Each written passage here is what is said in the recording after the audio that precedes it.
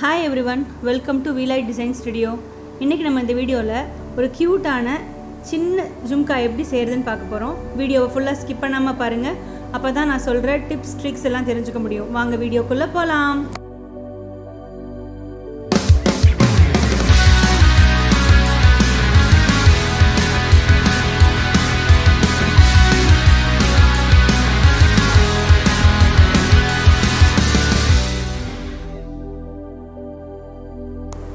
இப்போ இந்த ஜும்கா செய்யிறதுக்கு நான் இந்த ஜும்கா மோல்ட்ல மெஷர் பண்ணிக்கிறேன்.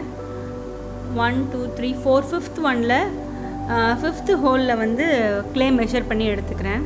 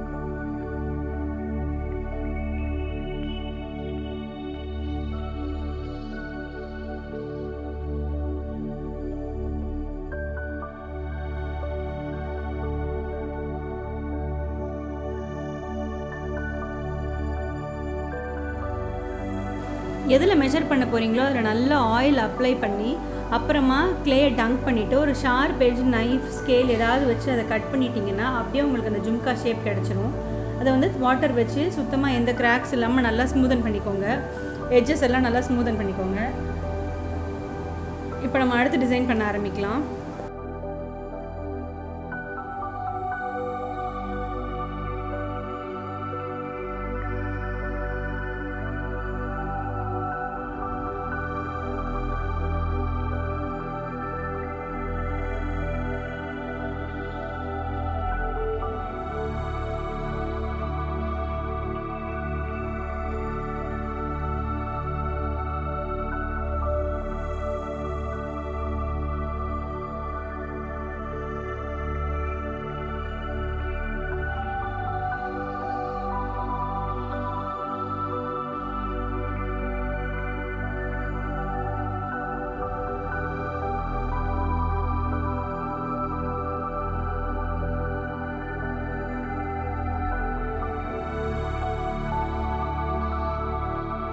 இப்போ பார்த்தீங்கன்னா நான் இந்த உட்டன் டூல்ஸில் வந்து இந்த கர்வ் ஷேப்பில் ஒரு செமி சர்க்கிள் மாதிரி இருக்கிற ஒரு டூல் இருக்கும். அதை வச்சு நான் இன்றைக்கி ஸ்கூப் பண்ணுறேன்.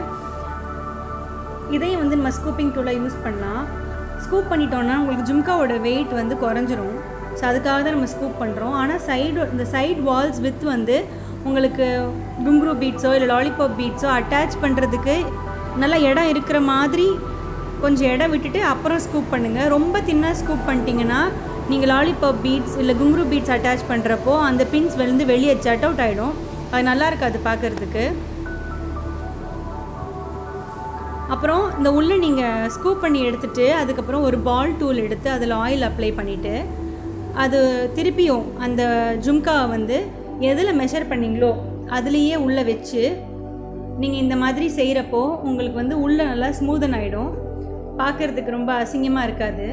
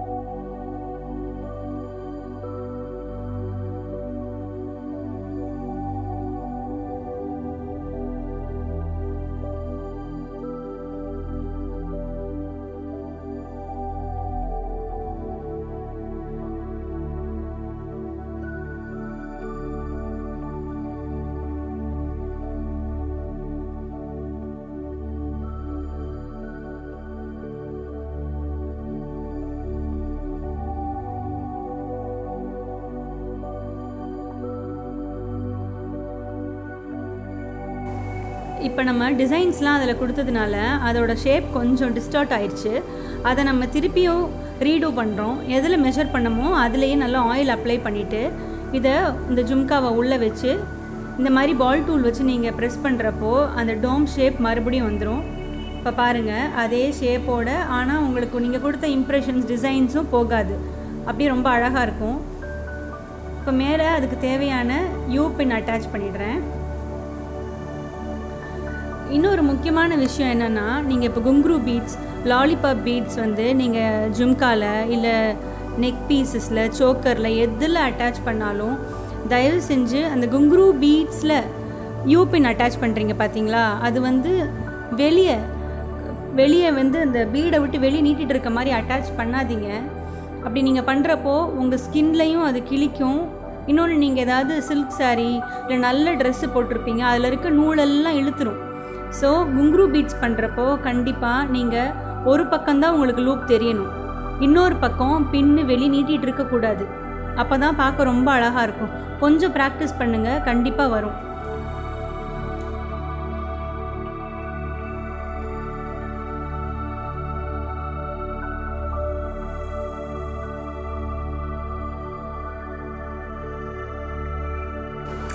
இப்போ நம்ம ஜும்காவில் குங்க்ரூ பீட்ஸ் அட்டாச் பண்ணலாம்.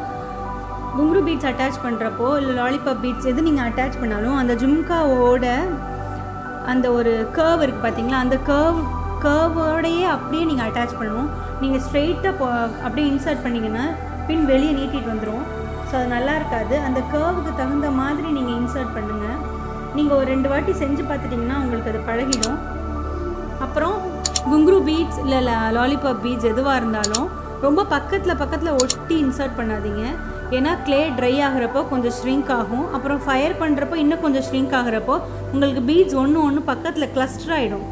அது நல்லா இருக்காது. இப்போ லாலிபாப் பீட்ஸ்னால் ஒன்று பக்கத்தில் இடிக்கும். கொஞ்சம் அப்படியே அந்த நீங்கள் வச்சுருக்க அலைன்மெண்ட் மாறிடும். ஸோ கொஞ்சம் கேப் ஷ்ரிங்க் ஆனாலும் அது ஈஸியாக இண்டிவிஜுவலாக நல்லா ஹேங் ஆகிற மாதிரி கொஞ்சம் ஸ்பேஸ் விட்டு நீங்கள் இன்சர்ட் பண்ணிங்கன்னா ரொம்ப அழகாக இருக்கும் பார்க்குறதுக்கு.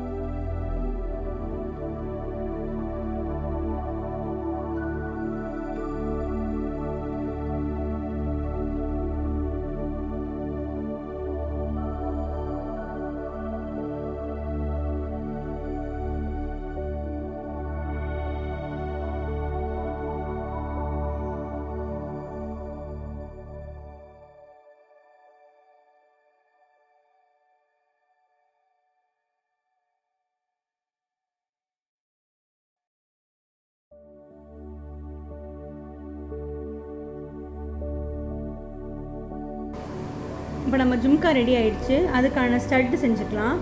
அதுக்கும் நான் வந்து 4th ஹோலில் வந்து க்ளே மெஷர் பண்ணி எடுத்துக்கிறேன். இது பார்த்திங்கன்னா இதுவுமே அந்த வந்து ஜும்கா அந்த டோம் ஷேப்லேயே நான் அந்த ஸ்டட்டு வச்சுக்க போகிறேன். ஸோ நீங்கள் வேகமாக எடுத்திங்கன்னா ஷேப் மாறிடும். கொஞ்சம் ஆயில் கொஞ்சம் அப்ளை பண்ணிவிட்டு நீங்கள் அதை வந்து கொஞ்சம் மெதுவாக ஒரு விரலை வச்சு நான் இப்போ எடுக்கிற மாதிரி நீங்கள் செஞ்சு மெதுவாக எடுத்திங்கன்னா உங்களுக்கு ஷேப் மாறாமல் அழகாக வரும்.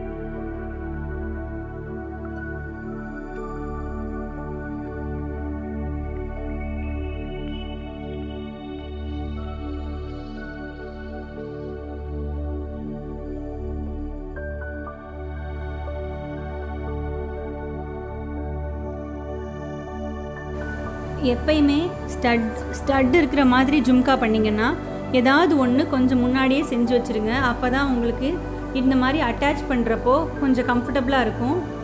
ரெண்டும் பிச்சுக்கிட்டு வராமல் ஒன்று ஸ்டடியாக இருக்கிறப்போ இன்னொன்று அட்டாச் பண்ணுறது கொஞ்சம் ஈஸி. பாருங்கள், நம்ம ஜும்கா ரெடி ஆகிடுச்சு. இது நான் ஏற்கனவே ஒன்று செஞ்சு வச்சிட்டேன். இப்போ இன்னொன்று செஞ்சு காட்டியிருக்கேன் உங்களுக்கு.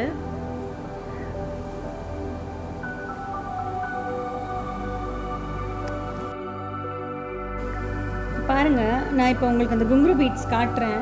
எந்த பீட்லையுமே வெளியே பின் நீட்டிட்டு இல்லை பாருங்கள். வெறும் பீடாக உங்களுக்கு நல்லா ரவுண்டாக அழகாக தெரியணும். நீங்கள் கோல்டன் கலர் இல்லை சில்வர் கலர் என்ன கலர். நீங்கள் நம்ம சேனலுக்கு புதுசுன்னா மறக்காமல் சப்ஸ்கிரைப் பண்ணுங்கள். இந்த வீடியோ உங்களுக்கு பிடிச்சிருந்துச்சுன்னா லைக் பண்ணுங்கள், ஷேர் பண்ணுங்கள், கமெண்ட் பண்ணுங்கள். பக்கத்தில் இருக்க பெல் ஐக்கனை ப்ரெஸ் பண்ணுங்கள். அப்போ தான் நான் போடுற வீடியோஸோட நோட்டிஃபிகேஷன்ஸ் உங்களுக்கு வரும். இதே மாதிரி ஒரு நல்ல வீடியோவில் உங்களுக்கு சந்திக்கிறேன். அது வரைக்கும் டேக் கேர், பாய்.